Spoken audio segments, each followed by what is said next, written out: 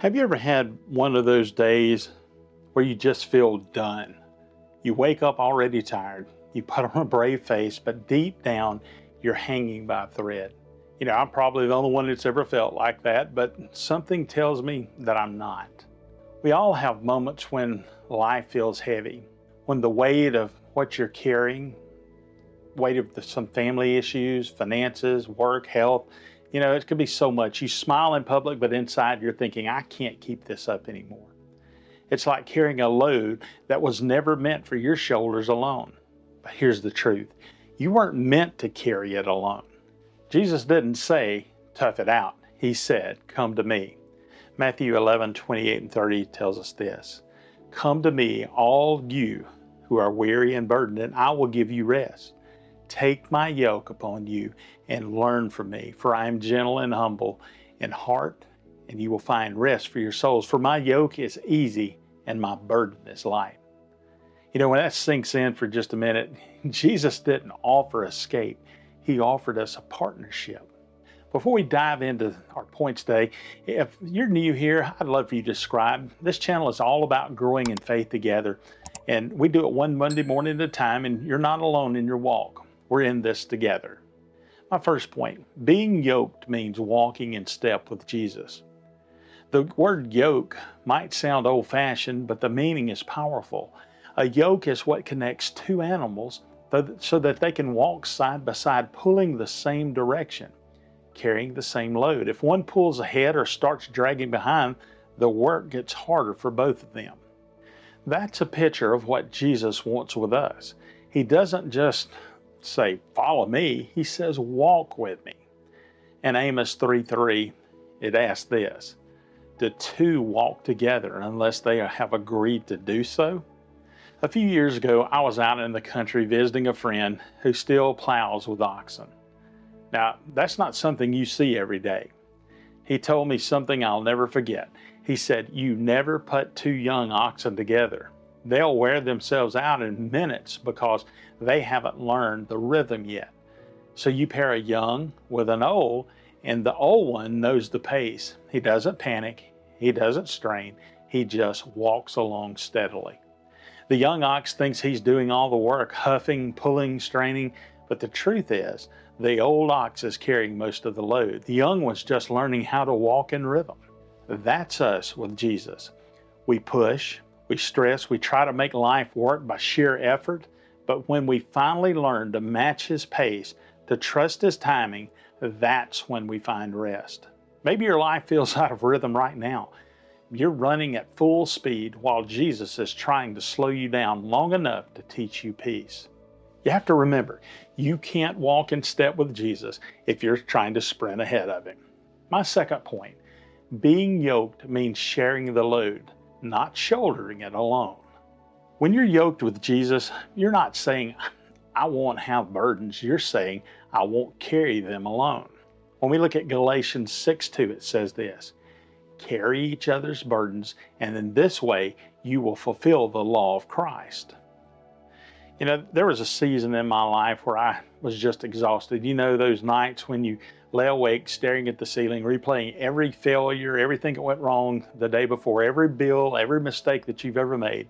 And that was me. And one night I drove out to a quiet spot by the lake here in town, and I turned off my truck, leaned my head over the steering wheel, just broke down. I didn't have fancy words, just tears. And I said, Lord, I can't do this anymore. And right there, in that silence, God reminded me of His words. Come to me, not figure it out. He didn't say that. Not get stronger, just come. I can't explain it, but the peace that came over me was like someone lifted 100 pounds off my shoulders. The bills didn't disappear, the challenges didn't vanish, but suddenly I wasn't carrying it by myself anymore. You see, that's the beauty of being yoked with Jesus. He doesn't always change your situation. He changes your strength in the situation, and sometimes that's the miracle we tend to miss. The third point, being yoked leads to transformation. When you walk with Jesus long enough, you can't help but change. Let's look at Paul. One encounter on the road to Damascus flipped his entire life upside down. Acts 9:15 tells us this, This man is my chosen instrument to proclaim my name to the Gentiles and their kings and to the people of Israel. Now, Paul went from persecuting Christians to preaching Christ with boldness and love. And that's what happens when you're yoked with Jesus. He doesn't just lighten your load, he redirects your life. I want you to imagine two oxen again. One wants to go to the left, the other wants to go to the right. What happens? They end up going in circles, wearing themselves out, getting nowhere.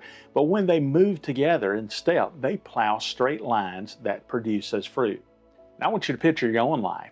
How many times have you felt like you're just going in circles?